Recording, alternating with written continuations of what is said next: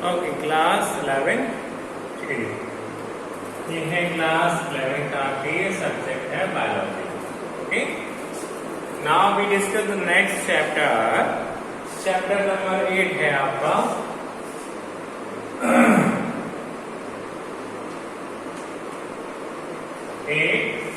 Okay, the unit of cell, the unit of life. Okay, तो cell वाला chapter है आपका, चैप्टर का नाम है cell, the unit of life है, सेल के नाम से पढ़ते हैं इसको, ठीक है जी। चलिए, द सेल थ्योरी।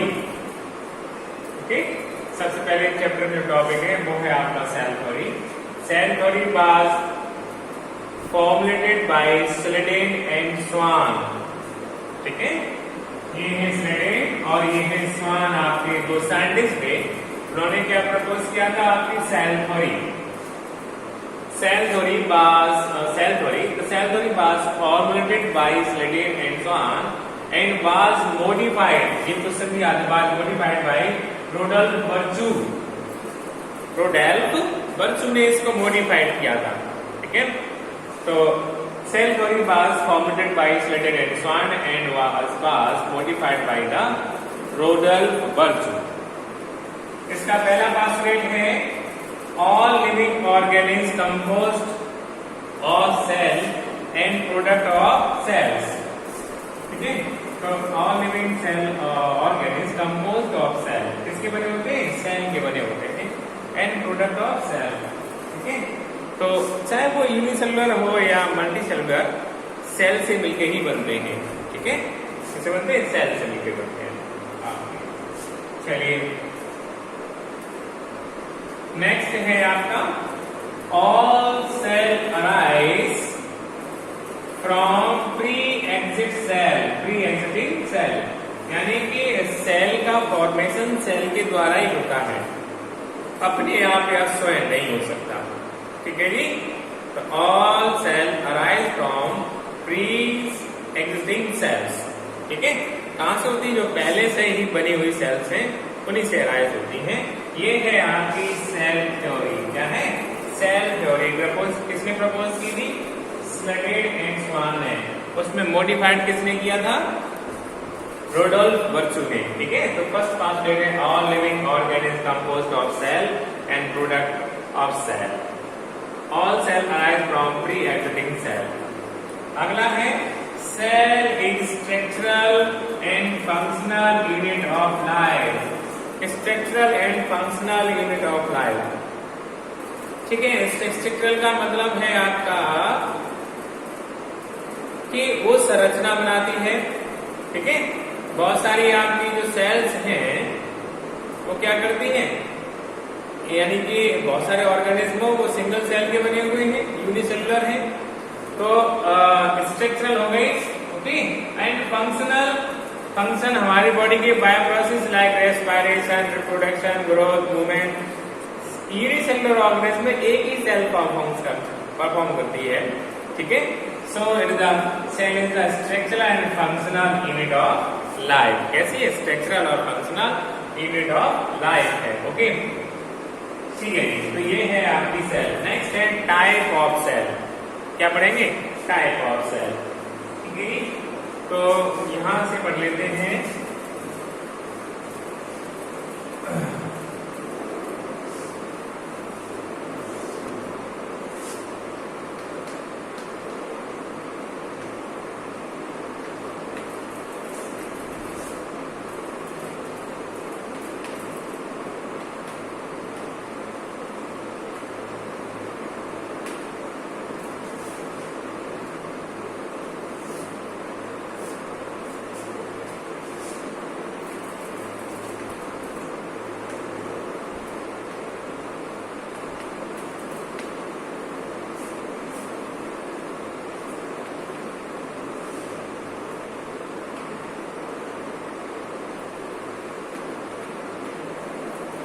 क्लास 9 में पढ़ के आए थे, सभी जानते हैं, उसमें ऐसा कोई पॉइंट नहीं है, पर चैप्टर की रिक्वायरमेंट तो इसलिए इसको पढ़ा रहा है, ठीक है। तो prokaryotic cell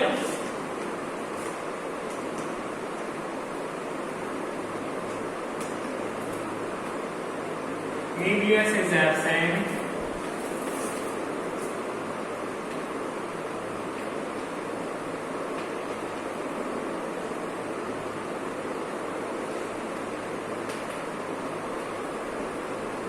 nucleus is present. ठीक है, दूसरा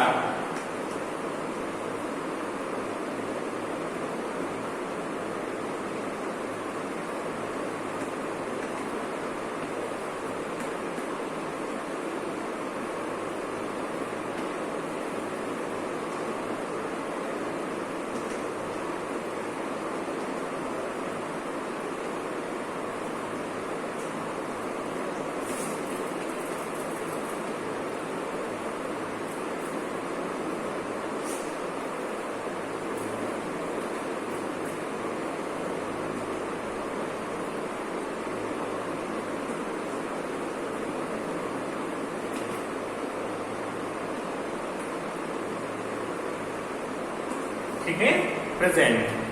ओके, क्या है आपका कि ये जो है आपके न्यूक्लियस इसमें एब्सेंट होता है, इसमें हो जाता है आपका present. Cell organelles like mitochondria, Golgi body is absent. कैसे absent? Mitochondria, Golgi body is present. Okay, ठीक है। तीसरा पॉइंट है 70S type ribosome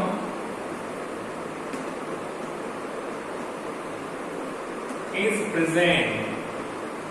okay, 70S type है राइबोसोम का, इसमें है आपका 80S type ribosome is present. कैसा है? ठीक है, 80S टाइप का राइबोसोम प्रेजेंट है। चौथा, respiration through mesosome. Respiration through mesosome. Okay, और यूकैरियोटिक सेल में होता है रेस्पिरेशन थ्रू माइटोकॉन्ड्रिया।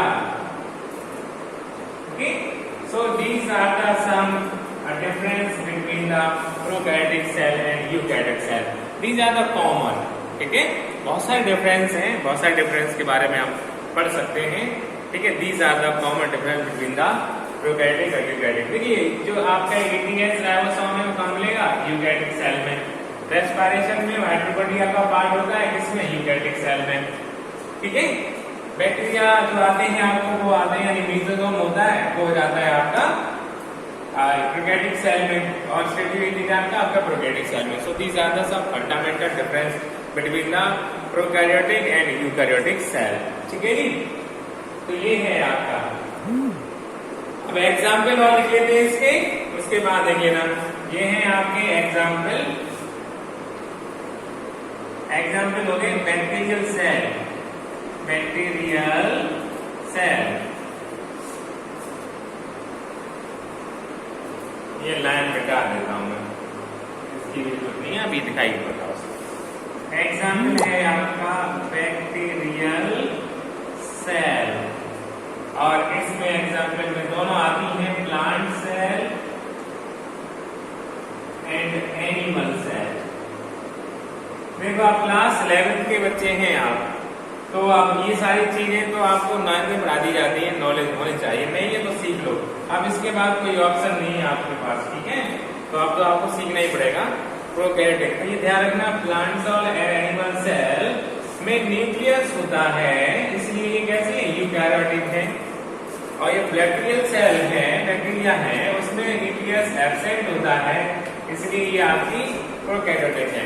तो बैक्टीरिया लाइक जितने भी ऑर्गेनिज्म हैं वो हो जाते हैं आपके प्रोकैरियोटिक, और प्लांट और एनिमल सेल हैं वो हैं आपकी यूकैरियोटिक। ठीक है, तो यूकैरियोटिक और प्रोकैरियोटिक में आपको अंतर आ जाना चाहिए, ये बहुत जरूरी है। मैं क्लास 11th में इसकी उम्मीद नहीं की जाती कि आपको प्रोकैरियोटिक और यूकैरियोटिक में अंतर ना पता हो।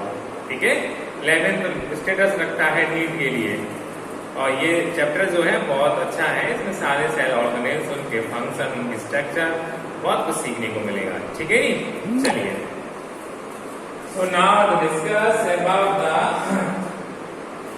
ओके चलिए, तो इसमें अब अगला हम पढ़ा देते हैं आपको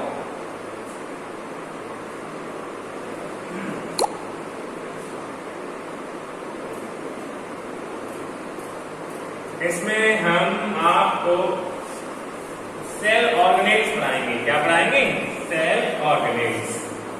ओके, क्योंकि सेल ऑर्गेनेल्स में ही बात कर लेते हैं। तो प्लाज्मा मेम्ब्रेन, ठीक है, थोड़ी सी डिस्कस कर लेते हैं, बाकी डिस्कशन आपका देर में हो पाया क्योंकि टाइम 10 मिनट की वीडियो हो गई आगे। तो प्लाज्मा मेम्ब्रेन की बात कर लेते हैं। प्लाज्मा मेम्ब्रेन, ओके, चाहे एनिमल सेल हो, चाहे प्लांट सेल हो, चाहे बैक्टीरियल सेल हो, यानी कि ये सभी में प्रेजेंट होती है। Present in all kinds of cell,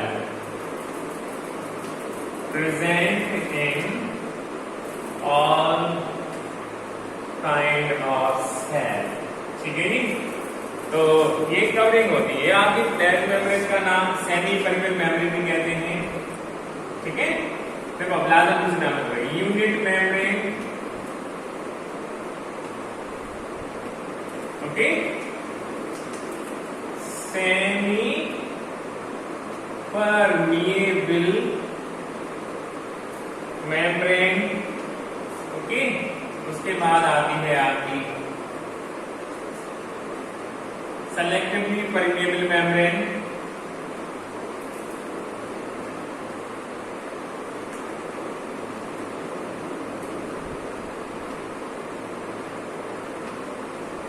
okay. तो ये दीज आर द नाम मेम्ब्रेन मेड अप ऑफ, ठीक है। स्ट्रक्चरल कंपोजिशन में आपकी है स्ट्रक्चरल कंपोजिशन, तो ये बनी होती है आपकी ग्लाइकोप्रोटीन और लिपिड्स, ठीक है। तो प्रोटीन एंड लिपिड्स की बनी होती है। क्या है इसमें? लिपिड्स, ठीक है जी। तो इस तरह से आपका ये प्रोटीन और लिपिड की बनी हुई होती है। बहुत सारे मॉडल प्रपोज किए गए हैं, ठीक है। प्लाज्मा मेम्ब्रेन के बहुत सारे मॉडल भी प्रपोज किए गए हैं। तो इस तरह से structurally compose of plasma membrane जो होती है आपकी, वो समझ लीजिए। तो लिपिड की जो होती है उसमें सैंडविच मॉडल भी है, फ्लूइड मॉडल की बात भी करते हैं। तो फ्लूइड मोज़ेक मॉडल के बारे में डिस्कस कर लेते हैं। Fluid mosaic model of plasma membrane, ठीक है बेटा। तो इसमें क्या होती है आपकी, ये प्रोटीन की लेयर है, ऊपर प्रोटीन की लेयर, नीचे प्रोटीन की लेयर, ओके। और इस पे लगे होते हैं आपके लिपिड की लेयर है, ये ऊपर इसकी लिपिड है,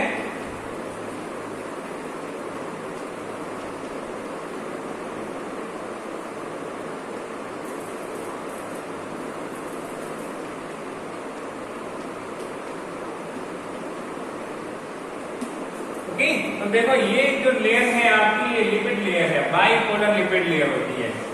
ये होगी आपकी लिपिड लेयर, ध्यान रखना, एक ये और ये दोनों मिलकर लिपिड लेयर बनाते हैं। ये प्रोटीन की लेयर है ऊपर भी, ठीक है। बीच में हो जाती है यहाँ कैरियर प्रोटीन बना देता हूं मैं। क्या है ये? कैरियर प्रोटीन, ये चैनल का काम करती है। तो ऊपर भी प्रोटीन है आपकी और नीचे भी प्रोटीन है। ये है आपका फ्लूइड मोज़ेक मॉडल। तो ये होगी आपकी प्रोटीन लेयर, ओके।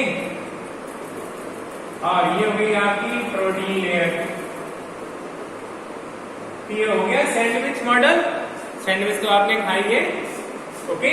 तो इस तरीका से ये फ्लूइड मोज़ेक मॉडल होता है। और भी एक्सप्लेन करेंगे आपका, इसमें इतना ही पढ़ लीजिए, वीडियो में नेक्स्ट मिल जाएगा आपको। Thank you very much.